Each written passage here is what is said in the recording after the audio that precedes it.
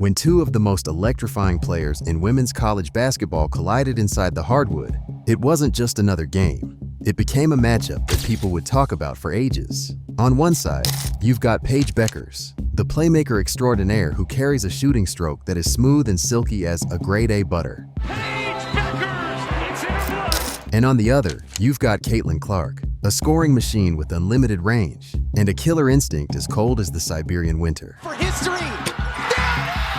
The all-time leading scorer in women's college basketball. The winner gets a shot at the championship while the loser walks home empty-handed. So, who will come out on top?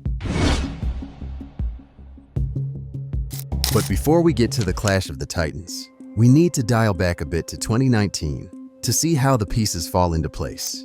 Coming off decorated high school careers, Caitlin and Paige were both classified as five-star recruits in the 2020 class by ESPN. Despite being longtime rivals, they had mutual respect for one another, and they even teamed up to represent Team USA at the 2019 FIBA World Cup. The massive hype built around these two generational prospects spilled over to the college level, and as expected, they quickly rose through the ranks as freshmen in no time, becoming the top dogs of their respective squads while stuffing the stat sheet night after night and making a huge impact beyond just scoring. Though they shared a lot of success inside the court, they also had their fair share of setbacks which they overcame later on. After exploding on the scene in year one, Paige's momentum was halted by a knee injury, just 6 games in her second year. And right after that, she tore her ACL, which forced her to sit the entire 2022-2023 season. That did not look good as Paige Bueckers' knee buckled.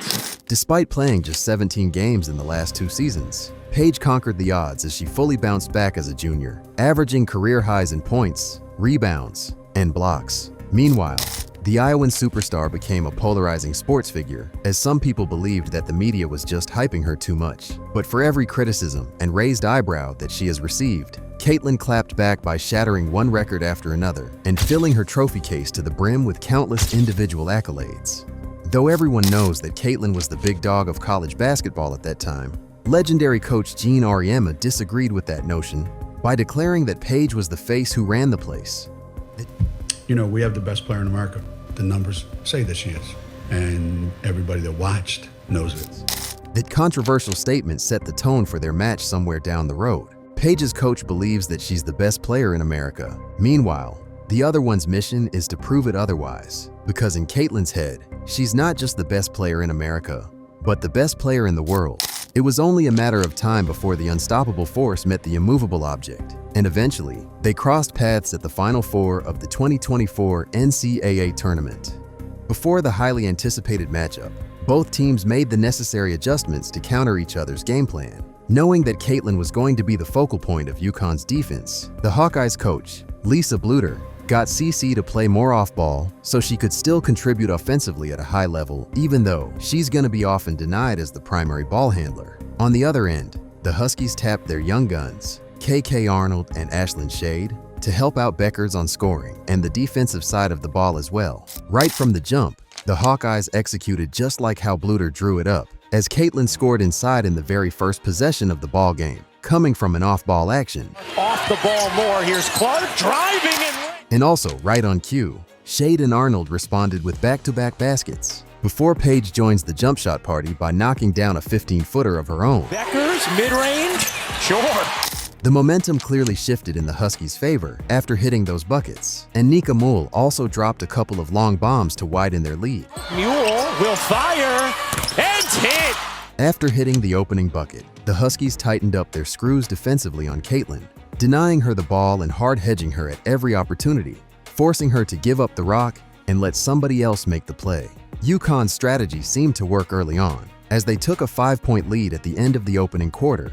Now, in the second frame, the Huskies picked up where they left off as they forced Caitlin to commit bad turnovers. And if they were not playing the passing lanes, they still made her earn her points the hard way. Bueckers, though, began to find her groove a bit on the other end as she splashed a rainbow three in the left wing before closing out the quarter with a soft runner off the glass. Sing into the lane. Bueckers not going to miss that one. Despite this, it was a low-scoring affair come halftime, as both teams had a defensive chess match with Gabby Marshall carrying the tall order of guarding Paige, while the entire UConn squad was rotating several bodies on Caitlin and trying to wear her down. But as they say, great players can't be stopped. You can only contain them. And this is what exactly happened in the second half, as both Caitlin and Paige dug deep in their bags and began to work. To open up the third, Paige went for a backdoor and scored an easy one underneath, which was answered by a Caitlin Clark three-pointer off the curl on the other end. Gets open and hits. Then, moments later, Paige started to wax hot, hitting a pair of buckets from inside and out, while Caitlin responded with a booming four-point play to cut the Huskies' lead to just one. Her three is good, plus the foul. And with CC getting in the zone, the defense paid extra attention to her, and this allowed easy baskets for her teammates as she started dishing it out to them when the help came. Caitlin and Paige exchanged heavy blows in the third, and after 30 minutes of play, the score was deadlock at 51, suggesting that the game would go down the wire in the final chapter. Both teams were feeling out each other at the start of the fourth, but it was Iowa who broke the dry spell after Caitlin delivered this step-back three in transition, which clearly shifted the momentum in their favor. After that, Caitlin continued to cook UConn's defense, first with this isolation play, which ended up in a foul line jumper. Then moments later, Clark grabbed a steal and instantly converted it into 2 points, courtesy of a nice bounce pass on the break. With less than 6 minutes left in regulation, the Hawkeyes were in complete command of the ballgame, as their lead ballooned to 10 after Gabby Marshall hit this tray. But just when everyone thought that the Huskies were already down for the count, they climbed back from the dead and started chipping away the lead in a hurry. Aaliyah Edwards began to impose her will down low. Then Bueckers hit a contested three in transition to make it a 4-point ball game, coming off a Caitlin Clark turnover. Here's Bueckers, huge three on the way, is good! The Huskies tried to bring down the lead in the next 3 minutes, but for every bucket that they dropped, it was Kate Martin who stepped up for the Hawkeyes to keep them at bay. Drive, fading, and hitting.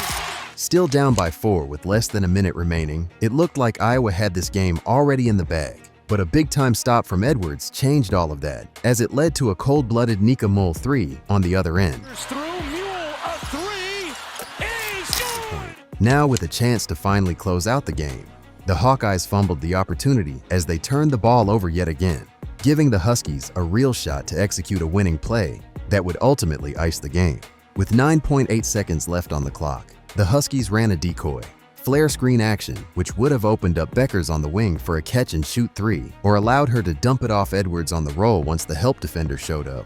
However, in an interesting turn of events, it was UConn's turn to make a costly mistake at the crucial moment, as Edwards was caught moving in the last second while she was setting up the screen. That controversial play turned out to be the nail in the coffin for the Huskies, cause after Caitlin split her charities in the next possession, the Hawkeyes grabbed the offensive board, and with 1.1 left, Caitlin made a heads-up play as she bounced it off Bueckers' leg to trickle out a couple of seconds more. And basically, that was all she wrote, as Iowa barely escaped UConn. In a thrilling classic, Caitlin flirted with a triple-double of 21 points, 7 assists, and 9 rebounds, along with 2 steals on 7 of 18 shooting from the field and 3 of 11 shooting from 3.